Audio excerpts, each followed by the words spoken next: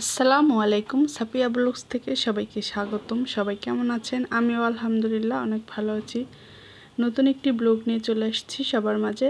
আর এই ব্লগটি হলো আমি বাড়ি থেকে আসার সময় করা হয়েছিল। তো আমি বাড়ি থেকে ঢাকায় আসছি কয়েকদিন হবে।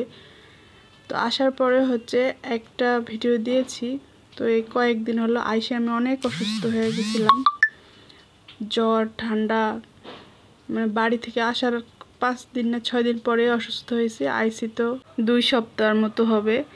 তো এখন আলহামদুলিল্লাহ অনেক ভালো আছি আপনাদের দয়ায়, আল্লাহর অশেষ রহমতে। তো আসার সময় এখানে হলো বাড়ি থেকে বস্তা ভরে অনেক জিনিসপত্র দিয়েছে। আর আমরা হলো অটো নিয়েছি বাস স্ট্যান্ডে যাওয়ার জন্য। তো চলে এসেছি এই যে বাসের কাছে, গোল্ডেন লাইন। আর এসি বাসে যাইতে চাইছিলাম, কিন্তু ওইটা হলো আরও পরে পাবো, 2 ঘন্টা পরে। তা ওটা আর কাটা হয়নি। আজকে হলো আমরা ডাইরেক্ট বাস স্ট্যান্ডে আসার পর হলো টিকিটটা কেটে নিয়েছি। অন্য সময় হলো ফোন দিয়ে বলা হয় আগে, একদিন আগে আসার। তো বাস তো ছেড়ে দিয়েছে। আর তো এবার হলো আমার প্রচণ্ড ঘুম হয়েছে, আর এক ঘুমেতে চলে আসছি হলো এই যে পদ্মা নদীতে, ফেরির উপরে চলে আসছি। তখন ফেরিতে আসার সময় ওখানে একটু জ্যাম ছিল, মানে এই ফেরিতে ওঠার সময়। তখন হলো গাড়িটা দাঁড়িয়ে পড়ছে, তখন হলো জাগনা হয়েছি। আর এই যে গাড়ির মধ্যে হলো হিজড়া আসছে, আমাকে বলতেছে যে টাকা দিতে 10 টাকা। তো আমার কাছে হলো সত্যি বলতে ভাঙটি টাকা ছিল না, আপনাদের ভাইয়ের কাছে। সে হলো নিচে চলে গেছে। তো আমি বলছি যে আমার কাছে এরকম ভাঙটি টাকা নাই, নিচে গেছি, আসলে দিব। তো এই যে চলে আসছি এই পারে, ফেরি পার হয়ে চলে এসেছি। আর খুব মনে পড়তেছে বাড়ির সবার কথা, সবাই অনেক অনেক মিস করতেছি। আর আসার সময় অনেকটা কষ্ট লেগেছে। তো অনেক দিন তো থাকা হয়েছে, আমার প্রায় 1 মাস 1 সপ্তাহের মতো থাকে আসছি। সবার জন্য খারাপ লাগছে, সবারও আমার জন্য খারাপ লাগছে।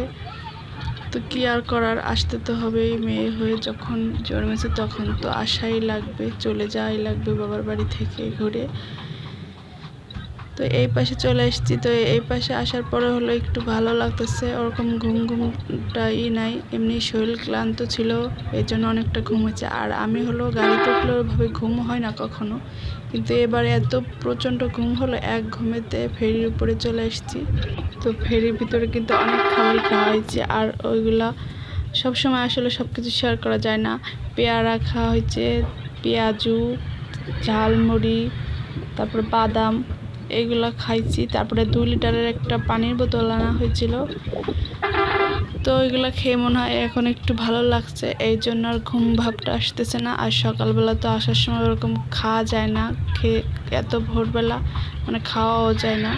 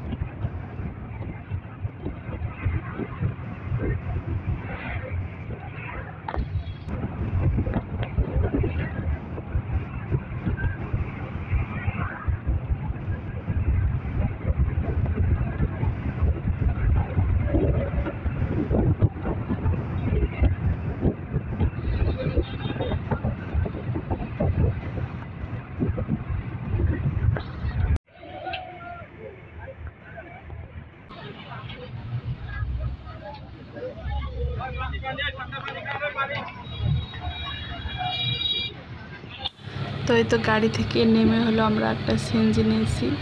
তো একদম আমাদের বাসার গেটের সামনে যে নামিয়ে দেবে সিএনজিটা। তো সব কিছুই উঠানো হয়ে গেছে।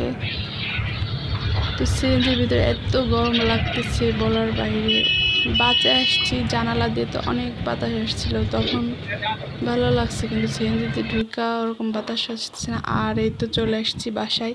বাসার অবস্থাকে দেখেন। আপনাদের ভাইয়া হলো 5 দিন আগে গেছিলো আমাকে আনতে, 5টা দিন বাড়িতে থেকে আসছে। আর সে বিছনা খাতা ওভাবে রেখেই চলে গেছে।